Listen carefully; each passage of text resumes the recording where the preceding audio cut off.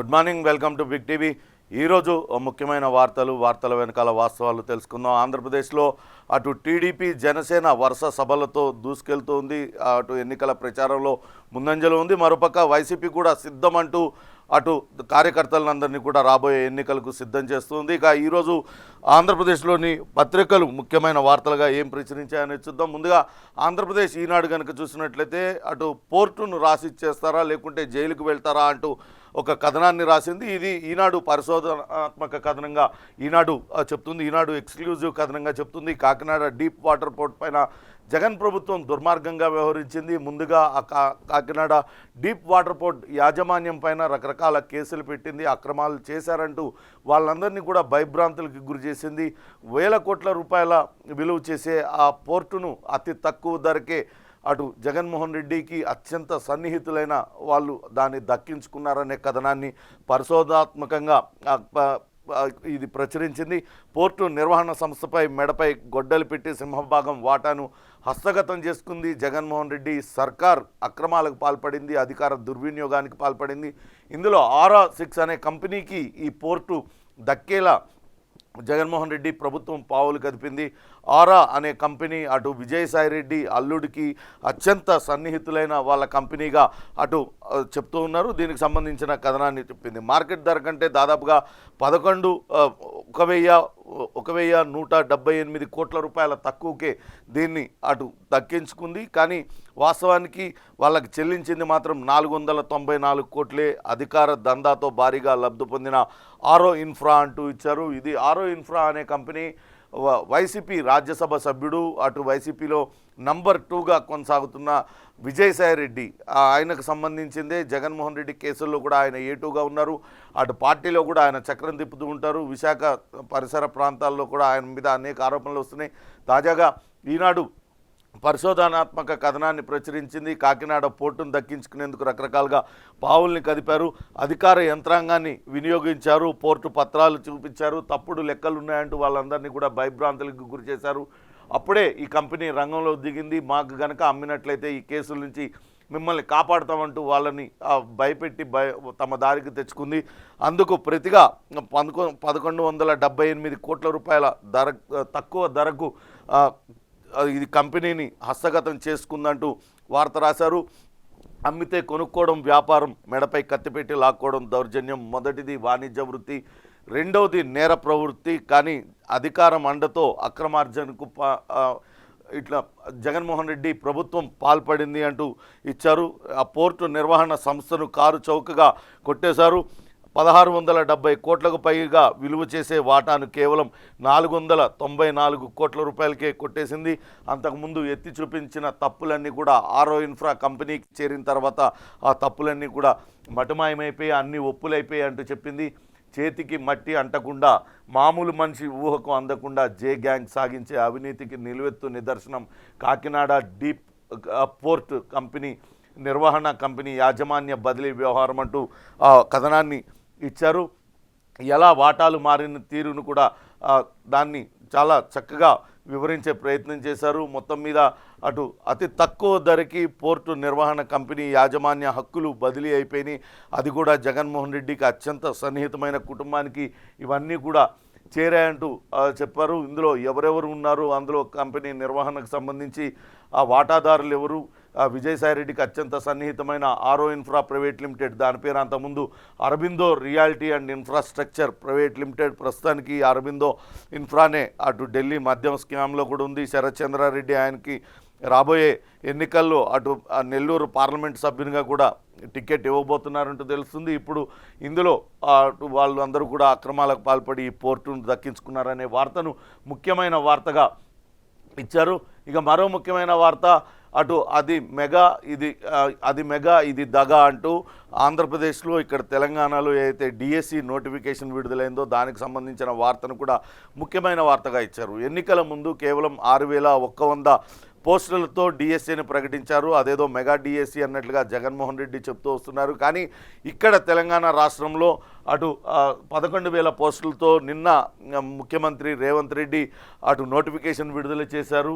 AP కంటే తెలంగాణలో బడులు తక్కువే ఉన్నాయి, స్కూల్స్ తక్కువే ఉన్నాయి, అట్లనే పోస్టులు కూడా తక్కువే ఉన్నాయి. కానీ అటు 11,000 పోస్టులతో డిఎస్సీని వేశారు. ఆంధ్రప్రదేశ్లో మాత్రం కేవలం 6,100 పోస్టులతోనే డిఎస్సీ వేశారు. ఎన్నికలను దృష్టిలో పెట్టుకునే ఈ రకంగా దగా డిఎస్సీని జగన్మోహన్ రెడ్డి ప్రకటించారు అంటూ ఒక వార్తను ముఖ్యమైన వార్తగా ఈనాడు పత్రిక రాసింది. ఇక ఆంధ్రజ్యోతి విషయానికి వస్తే ఆంధ్రజ్యోతి కూడా అదే రకమైన వార్తను రాసింది. రాక్షస కక్ష అంటూ ఇచ్చింది. ఎన్నికల ముందు మరో వికృత క్రీడకు అటు వైసీపీ సర్కార్ తెరలేపింది. తమ దారికి తెచ్చుకోవడానికి రకరకాల ప్రభుత్వ రంగ సంస్థలను వినియోగిస్తుంది. ఇప్పుడు తాజాగా విజిలెన్స్ ఎన్ఫోర్స్మెంట్ సంస్థను వినియోగించబోతుంది. దానికి సంబంధించి విజిలెన్స్ చీఫ్గా ఐపీఎస్ అధికారి కొల్లి రఘురామ్ రెడ్డి ఉన్నారు. ఆయనకు విశేష అధికారాలు అంటే విజిలెన్స్ సంస్థకు విశేష అధికారాలను కట్టబెడుతున్నారు. అపరిమిత అధికారాలను ఆయన కోరారు. బడ్డీ కొట్టు నుంచి బడా కంపెనీల దాకా ఎవరినైనా సరే లక్ష్యం చేసుకునేలా వ్యూహం. విజిలెన్స్ ఎన్ఫోర్స్మెంట్కు కొత్త కోరలు. ఏకంగా 12 శాఖలు 13 చట్టాలపైన వాళ్లకు పట్టు ఇచ్చారు. ఏకపక్షంగా తనిఖీలు, జప్తులకు వీలు, వారెంట్ లేకుండా అరెస్ట్ చేసే అధికారం. ఫైల్ కదిపిన ప్రభుత్వం ప్రస్తుతం న్యాయశాఖ వద్ద ఇది పెండింగ్ ఉంది. ఎన్నికల ముందు తమకు అడ్డున్న వారినందరినీ తిరిగి తమ దారికి తెచ్చుకునేందుకే ఈ రకంగా వ్యవహరిస్తున్నారు. విజిలెన్స్ను ఉసిగొల్పి ఆ కంపెనీలన్నింటినీ కూడా ఆర్థిక వనరులుగా మార్చుకునే ప్రయత్నం చేస్తున్నారు. వాళ్ళపైన దాడులకు ప్రయత్నిస్తున్నారు. అపరిమితమైన అధికారాలను ఆయన కోరారు. ఆయన కొల్లి రఘురామ్ రెడ్డి ఐపీఎస్ అధికారి ఎవరినైనా సరే టార్గెట్ చేయడానికి ఈ విజిలెన్స్ కనుక ఈ విశేష అధికారాలు కనుక లభ్యమైతే ఎవరినైనా సరే టార్గెట్ చేసే అవకాశం ఉంటుంది. ఎవరినైనా సరే వారెంట్ లేకుండా కూడా అరెస్ట్ చేసే అధికారాన్ని కావాలంటూ ఆయన కోరారు. దీంతో అటు పెద్ద ఎత్తున అక్రమాలకు పాల్పడే అవకాశం ఉంది. ప్రస్తుతం న్యాయశాఖ వద్ద ఈ ఫైల్ పెండింగ్లో ఉంది. హుటాహుటిన రాష్ట్ర ప్రభుత్వం అయితే ఫైల్ని కదిలించేసిందనే వార్తనిచ్చారు. కొల్లి రఘురామ్ రెడ్డి ఐపీఎస్. రాజధాని అమరావతి భూములపై జగన్ వేసిన సిట్ అధిపతి ఆయనే. స్కిల్ డెవలప్మెంట్ కేసులో చంద్రబాబు నాయుడు అరెస్ట్ చేసింది ఆయనే. రాష్ట్ర ఔషధ నియంత్రణ విభాగం అధిపతి హోదాలో ఇటీవల టీడీపీ నేత మాజీ మంత్రి నారాయణ నివాసం పైన విరుచుకుపడింది ఆయనే. ఇలా కొల్లి రఘురామ్ రెడ్డి అన్ని విభాగాల్లో ఆయన ముఖ్యమైన విభాగాలకు అధిపతిగా ఆయన ఉన్నారు. ఆయన అటు వైసీపీ కనుసన్నల్లో పనిచేస్తూ ఉన్నారు. ఇప్పుడు విజిలెన్స్ ఎన్ఫోర్స్మెంట్ కూడా అపరిమితమైన అధికారాన్ని ఆయన కోరుతూ ఉన్నారు. అధికారాలన్నీ కనుక కల్పించినట్లయితే ఎవరిపైనైనా కానీ ఏకపక్షంగా దాడులు చేసి వాళ్ళను భయభ్రాంతులకు గురిచేసి వైసీపీకి అనుకూలంగా మార్చడానికి ఈ రకమైన వికృత చట్టాలన్నింటినీ కూడా తీసుకొస్తున్నారు. మరొక రాక్షస కక్ష కోసమే ఈ రకమైన వ్యవహారాన్ని మొదలుపెట్టారంటూ చెప్పారు. ఇగో పోలీస్, సిఐడి, ఏసీబీ, గనులు, ఔషధ నియంత్రణ ఇలా అనేక విభాగాల అధికారులను విపక్షాల మీదకి ఉసిగొలుపుతూ వారి ఆర్థిక మూలాలను దెబ్బతీయడం, కేసుల్లో ఇరికించడం. దాదాపుగా 5 ఏళ్లుగా ఇదే రకమైన వ్యవహార శైలి కొనసాగుతుంది. ఇటీవల మనం చూసాం ఏలూరు సాంబశివరావు పర్చూరు ఎమ్మెల్యే ఆయన పైన కూడా అటు మైనింగ్ అధికారులు, విజిలెన్స్ ఎన్ఫోర్స్మెంట్ అధికారులు సోదాలు నిర్వహించారు. ఆయన పైన కేసులు నమోదు చేశారు. దానిపైన హైకోర్టు కూడా తీవ్రంగా స్పందించింది. దానికి సంబంధించి ఇప్పుడు ఇలా విడివిడిగా కాకుండా ఇప్పుడు ఎన్నికల ముందు కొత్త ఒక రాష్ట్ర విజిలెన్స్ అండ్ ఎన్ఫోర్స్మెంట్ విభాగానికి సంబంధించిన ఒక సంస్థను ఉసిగొల్పుతున్నారు. దీని కిందకే అన్ని సంస్థలు 12 శాఖల పైన వాళ్ళకు పట్టొచ్చేలాగా ఒక ఫైల్ ప్రిపేర్ చేశారు. దానికి సంబంధించి ఇప్పటికే న్యాయశాఖ దగ్గరికి వెళ్ళింది. ఎవరినైనా సరే టార్గెట్ చేయొచ్చు అంటూ ఒక వార్తను ఆంధ్రజ్యోతి ప్రచురించింది. ఎన్నికల ముందు ఆ ఎన్నికల్లో లబ్ధి పొందడానికి, ఆర్థిక వనరులు సృష్టించుకోవడానికి ఎవరైతే తమకు వ్యతిరేకంగా పనిచేస్తూ అటు ప్రతిపక్ష పార్టీలకు అనుకూలంగా ఉన్నారో వాళ్ళందరినీ దారికి తెచ్చుకోవడానికి ఈ రకమైన కొత్త విభాగాన్ని సృష్టిస్తున్నారు. అపరిమితమైన అధికారాలను ఇస్తున్నారు. కొల్లి రఘురామ్ రెడ్డి ఆయన వైసీపీ కార్యకర్తలా పనిచేస్తున్నారు. ఐపీఎస్ అధికారి అయినప్పటికీ కూడా ఆయన పరిధి దాటి వ్యవహరిస్తున్నారంటూ ఒక కథనాన్ని ఆంధ్రజ్యోతి ప్రచురించింది. ఇక మాజీ మంత్రి అటు పత్తిపాటి పుల్లారావు కుమారుడిని నిన్న జీఎస్టీ అధికారులు అరెస్టు చేశారు. జీఎస్టీ ఎగవేతకు సంబంధించి ఆయనను అరెస్ట్ చేశారు. దాంతో హైడ్రామా చోటు చేసుకుంది. ఆయనకు హైదరాబాద్లో అవెక్సా అనే కంపెనీ ఉంది. దానిలో జీఎస్టీ చెల్లింపులు చెల్లించడం లేదంటూ ఆయనను నిన్న అదుపులోకి తీసుకున్నారు. ఆయన నేరుగా మాచవరం తరలించారు. కుమారుడు అరెస్టు విషయాన్ని తెలుసుకున్న పత్తిపాటి పుల్లారావు ఇతర టీడీపీ నేతలందరూ కూడా అక్కడికి వెళ్ళారు. కుమారుడు ఆచూకీ చెప్పాలి, శరత్ ఆచూకీ చెప్పాలంటూ వాళ్ళని కోరినప్పటికీ ఫలితం లేకపోయింది. దాంతో వాళ్ళందరూ తర్వాత కొద్దిసేపటి తర్వాత న్యాయమూర్తి ఎదుట హాజరుపరుస్తున్నామంటూ నిన్న అర్ధరాత్రి ఆయన్ని న్యాయమూర్తి ఎదుట హాజరుపరిచారు. గుంటూరులో అరెస్ట్ చేసి విజయవాడకు తరలించారు. పొద్దుపోయేదాకా ఆచూకీ చెప్పలేదు. సిపి ఆఫీస్ దగ్గర టీడీపీ శ్రేణులు అందరూ కూడా ఆందోళన చేశారు. పత్తిపాటి పుల్లారావు, పట్టాభి తదితరులందరూ కూడా అక్కడికి చేరుకొని పోలీసులతో వాగ్వాదానికి దిగిన పరిస్థితి. హైడ్రామా నడుమ అర్ధరాత్రి న్యాయమూర్తి ఎదుట హాజరుపరిచారు. అక్కడి నుంచి ఆయనను నేరుగా జైలుకు తరలించిన పరిస్థితి ఉంది. మరో ముఖ్యమైన వార్త, నిన్న అటు 1.26 లక్షల కోట్లతో 3 సెమీ కండక్టర్ యూనిట్లను ప్రారంభించారు. గుజరాత్, అస్సాంలో ఏర్పాటుకు ఓకే చెప్పింది. కేంద్ర కేబినెట్ కీలకమైన నిర్ణయాలు తీసుకుందంటూ వార్తనిచ్చారు. ఖరీఫ్లో 24,420 కోట్ల ఎరువుల రాయితీకి పచ్చజెండా ఊపింది. 75,000 కోట్లతో సూర్యఘర్ అమలుకు గ్రీన్ సిగ్నల్ ఇచ్చింది. 7 రకాల బిగ్ క్యాట్స్ సంరక్షణకు ఐబీసీఏ కేంద్ర కేబినెట్లో కీలక నిర్ణయాలు తీసుకుందంటూ ఇచ్చారు. వాస్తవానికి సూర్యఘర్ అమలు చేస్తే చాలా వరకు ఇటు ఏదైతే పవర్ కన్జంప్షన్ అనేది కొంతవరకు తగ్గుతుంది. ప్రతి ఇంటిపైన కూడా ఈ సోలార్ ప్యానెల్స్ ఏర్పాటుకు అటు కేంద్ర ప్రభుత్వం గ్రీన్ సిగ్నల్ ఇచ్చింది. 75,000 కోట్లతో దానికి సంబంధించిన పథకాన్ని అమలు చేయడానికి కేంద్ర కేబినెట్ ఆమోదం తెలిపిందనే వార్తను ఆంధ్రజ్యోతి ఇచ్చింది. మరో ముఖ్యమైన పత్రిక సాక్షి కనుక చూసినట్లయితే జనం లేక జంట షాక్ అనే వార్తనిచ్చింది. జెండా సభకో దండం అంటూ ముఖం చాటేసిన క్యాడర్. అక్కడ ఆంధ్రప్రదేశ్లో అటు జనసేన, టీడీపీ ఉమ్మడిగా సభలు నిర్వహిస్తున్నాయి, ఉమ్మడి మేనిఫెస్టోను విడుదల చేస్తున్నాయి. జగన్ సర్కార్ పైన శంకారావం పూరించాయి. జగన్ సిద్ధమంటూ సభలు పెడుతుంటే తాను యుద్ధం చూపిస్తానంటూ అటు జనసేన పవన్ కళ్యాణ్ చెప్తూ వచ్చారు. మరోపక్క చంద్రబాబు నాయుడు కూడా తాను విజన్ ఉన్న నాయకుడిని, గడిచిన 5 ఏళ్లలో అవినీతి అక్రమాలతో రాష్ట్ర అభివృద్ధి కుంటుపడింది, ఎవరైనా రాష్ట్ర భవిష్యత్తు గురించి ఆలోచించిన వాళ్ళు ఉంటే తమతో అడుగులు ముందుకు వేయాలంటూ వాళ్ళు చెప్తూ ఉన్నారు. ఇటీవల సభలు నిర్వహించారు. ఆ సభలకు భారీ ఎత్తున స్పందన లభించింది. కానీ ఇక్కడ చూసినట్లయితే సభలకు ఎక్కడ కూడా ముఖం చాటేసింది క్యాడర్. అటు బోసిపోయిన సభా ప్రాంగణాలంటూ ఇచ్చారు. ఊదరగొట్టిన ఉమ్మడి సభకు హాజరైంది. 40 నుంచి 50 వేల లోపే. జనం లేక ఇరుపక్షాల నేతలపై చంద్రబాబు, పవన్ చిరుబురులాడారు. ప్రజలకు ఏం చేస్తారో చెప్పకుండా సీఎం జగన్నే దూషించారు. తొలి సభ అటర్ ఫ్లాప్ కావడంతో టీడీపీ, జనసేన శ్రేణుల్లో నైరాస్యం చెందుతున్నారు. ఉమ్మడి తెలుగు రాష్ట్రాల చరిత్రలోనే అతిపెద్ద ప్రజాసభగా రాప్తాడు సభ నిలిచిపోయిందంటూ ఆయన సిద్ధం సభ గురించి ఇచ్చారు. ఖచ్చితంగా రాబోయే రోజుల్లో వైసీపీ తిరిగి విజయం సాధించబోతుంది. దానికి సంబంధించి ఇప్పటికే వైసీపీ సభలకు హాజరవుతున్న అశేష జనసందోహమే సాక్ష్యం. కానీ ఇటు టీడీపీ, జనసేన ఉమ్మడిగా నిర్వహిస్తున్న 2 పార్టీలు కలిసి నిర్వహిస్తున్నా కానీ జనం లేక ఆ సభలన్నీ కూడా విలువెళ్ళిపోతున్నాయంటూ వార్తనిచ్చారు. మరో వార్త, పత్తిపాటి పుల్లారావు కుమారుడు అరెస్టుకు సంబంధించి 66 కోట్లు కొల్లగొట్టిన మాజీ మంత్రి పత్తిపాటి కుటుంబం, టీడీపీ నేత పత్తిపాటి కుటుంబం అవెక్సా కంపెనీ భాగోతం ఇది అంటూ ఇచ్చారు. విజయవాడ పోలీసులకు అటు డైరెక్టరేట్ ఆఫ్ రెవెన్యూ ఇంటెలిజెన్స్ అధికారులు ఫిర్యాదు చేశారు. వెంటనే పత్తిపాటి పుల్లారావు కుమారుడు అటు శరత్ను అటు జీఎస్టీ అధికారులు అరెస్ట్ చేశారు. ఆయనతో పాటు మరో 6 ఆయన పార్ట్నర్లుగా ఉన్న వాళ్ళందరిపైన కూడా కేసులు నమోదు చేశారు. అమరావతిలో సబ్ కాంట్రాక్టుల పేరుతో గోల్మాల్ చేశారు. బోగస్ ఇన్వాయిసులు సృష్టించి కోట్ల ప్రజల సొమ్ము స్వాహా చేశారు. కాంట్రాక్ట్ సంస్థ నుంచి సబ్ కాంట్రాక్ట్ పన్నులు తీసుకున్నారు. ఈ పనులు మరికొన్ని కంపెనీలకు అప్పచెప్పినట్టుగా బిల్లులు సృష్టించారు.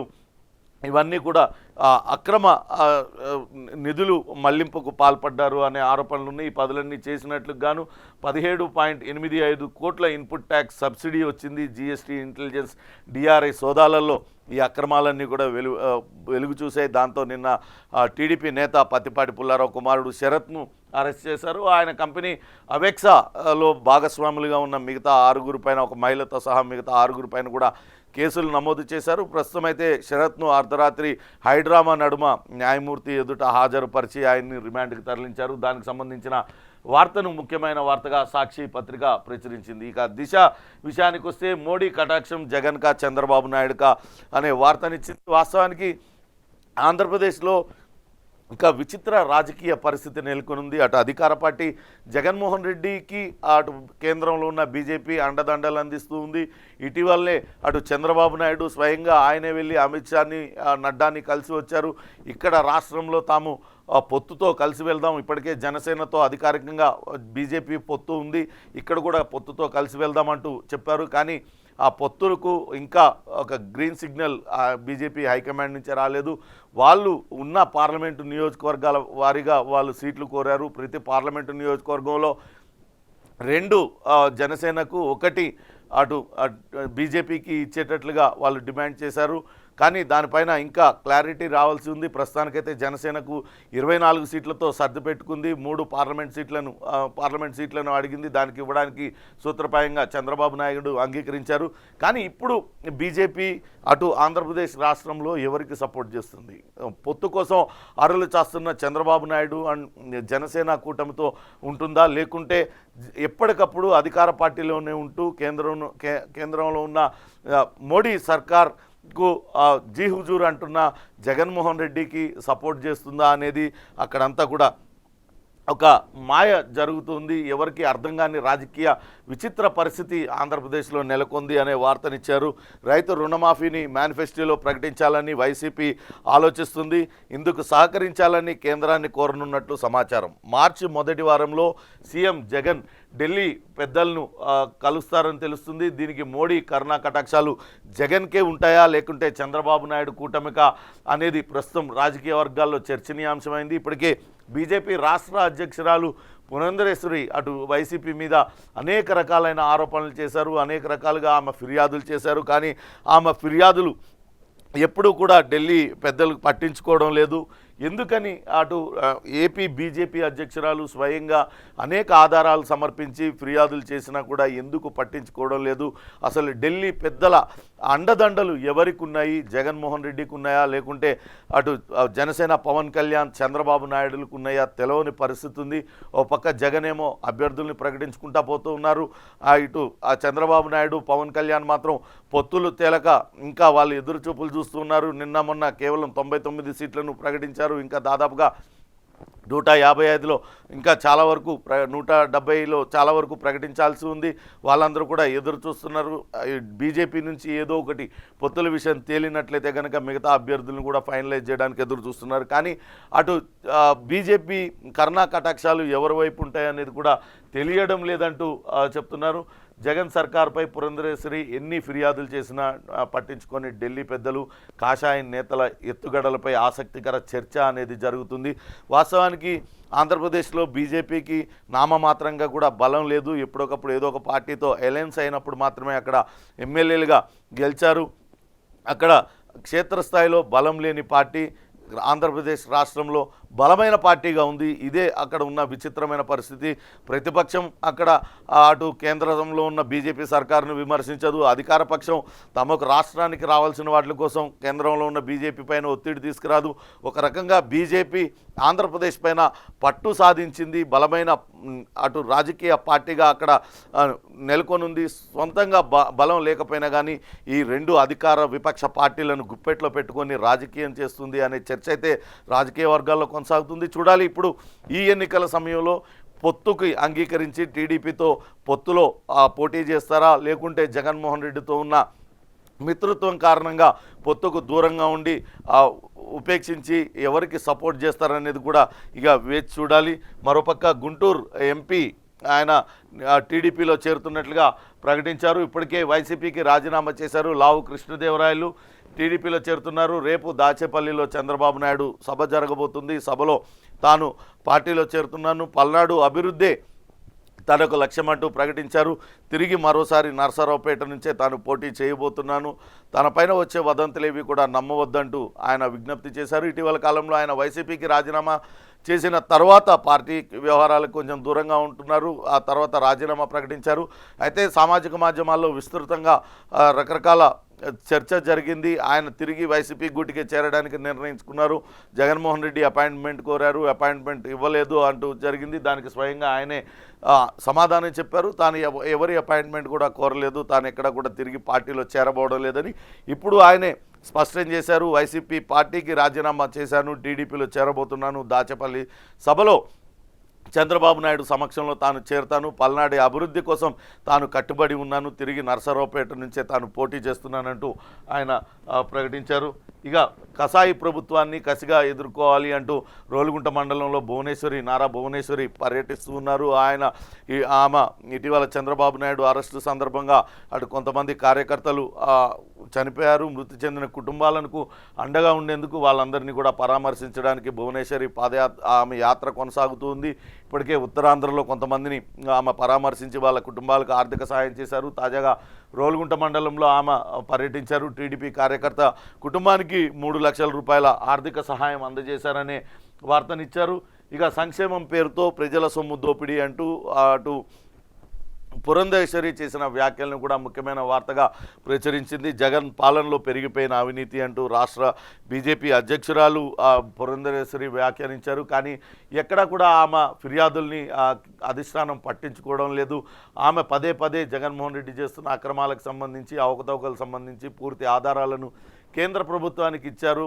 బీజేపీ అగ్రనేతలకు అందరికీ కూడా ఇచ్చారు. కానీ బీజేపీ అగ్రనాయకత్వం మాత్రం ఎప్పుడూ ఈమె ఫిర్యాదుల్ని పట్టించుకున్నట్లుగా లేదు అంటూ మరో వార్తను కూడా ఇచ్చారు. మరో ముఖ్యమైన వార్త, కాస్త ఆగు బ్రదర్ అంటూ నాగబాబుకు సంబంధించిన వార్త. ఆయన అనకాపల్లి పార్లమెంటు నియోజకవర్గం నుంచి జనసేన తరపున పోటీ చేయాలని భావిస్తున్నారు. అనకాపల్లిలో ఇప్పటికే ఆయన ఒక ఇంటిని కూడా అద్దెకు తీసుకున్నారు. అయితే ప్రస్తుతం ఉన్న పరిస్థితుల నేపథ్యంలో అక్కడ కొంత పరిస్థితులు అనుకూలంగా లేవు కాబట్టి కాస్త ఆగాలంటూ నాగబాబు దూకుడుకు పవన్ కళ్యాణ్ బ్రేకులు వేశారు. అనకాపల్లి పార్లమెంటు నియోజకవర్గం నాగబాబుకి కేటాయించడం పైన కూడా సందిగ్ధత నెలకొనుంది. దాంతో నాగబాబు కొంత తనకు అటు ఆ పార్లమెంటు స్థానానికి పోటీ చేయడం పైన ఆశలు వదులుకున్నారు అనే వార్తను ఇచ్చారు. వాస్తవానికి గతంలో కూడా నాగబాబు జనసేన నుంచి పోటీ చేసి ఓటమి పాలయ్యారు. ఈసారి ఆయన చాలా ముందుగానే పకడ్బందీ ఊహం ప్రకారం అనకాపల్లి నియోజకవర్గాన్ని ఎంచుకున్నారు. అక్కడి నుంచి పోటీకి అంతా సిద్ధం చేసుకున్న తరుణంలో అక్కడ పరిస్థితులు కొంతవరకు అనుకూలంగా లేవు. ప్రతికూల పరిస్థితులు ఏర్పడటంతో తమ్ముడిని కాస్త ఆగమన్నాడు అనే అన్నను కాస్త ఆగమని చెప్పారు జనసేన అధినేత పవన్ కళ్యాణ్ అనే వార్తనిచ్చారు. ఇక విశాఖలో అటు ఏదైతే భవనాలను ఏర్పాటు చేశారో ఆ పర్యాటక శాఖ ఆధ్వర్యంలో వాటికి సంబంధించిన నిన్న వాటి ఓపెనింగ్ జరిగింది. దానికి సంబంధించిన వార్తనిచ్చారు. విశాఖకే తలమానికం ఋషికొండ భవనాల వినియోగంపై త్వరలోనే నిర్ణయం తీసుకుంటామంటూ మంత్రులు గుడివాడ అమర్నాథ్, రోజా ఇద్దరు కూడా నిన్న అక్కడ ప్రారంభించారు. టూరిజం ప్రాజెక్టును అటు స్వరూపానందేంద్ర స్వామి, రోజా ఇద్దరు కూడా ప్రారంభించారనే వార్తనిచ్చారు. ఇక్కడ వాళ్ళు ప్రారంభిస్తున్న ఫోటోను కూడా ఇచ్చారు. వాస్తవానికి అటు టూరిజం డెవలప్మెంట్ చెప్తూ అక్కడ ఋషికొండ చుట్టూ గతంలో అక్కడ హరిత ప్లాజా హోటల్ ఉండేది. దాన్ని పూర్తిగా తీసివేసి అత్యంత అధునాతన భవనాన్ని అక్కడ నిర్మించారు. కానీ అది ఆ టూరిజం పేరుకే టూరిజం ప్లాజా కడుతున్నారు. కానీ అదంతా కూడా జగన్మోహన్ రెడ్డి కోసమే కడుతున్నారనే ఆరోపణలు ప్రతిపక్షాలు చేస్తూ వస్తున్నాయి. చూడాలి అది ఏ రకంగా వినియోగిస్తారు. నిజంగానే విశాఖ పర్యాటక అభివృద్ధి కోసం దాన్ని వినియోగిస్తారా, లేకుంటే ప్రతిపక్షాలు ఆరోపణలు చేస్తున్నట్లుగా వాటిల్ని జగన్మోహన్ రెడ్డి ఆయన అధికారిక నివాసంగానో లేకుంటే మరొక కార్యాలయంగానో వాడతారా అనే చూడాలి. నిన్నైతే అక్కడ భవనాలు నిర్మాణం పూర్తి కావడంతో అటు మంత్రులు అక్కడికి వెళ్ళి వాటిలన్నింటినీ కూడా ప్రారంభోత్సవం చేశారు. ఇవి ఆంధ్రప్రదేశ్లో ఉన్న ముఖ్యమైన వార్తల విశేషాలు.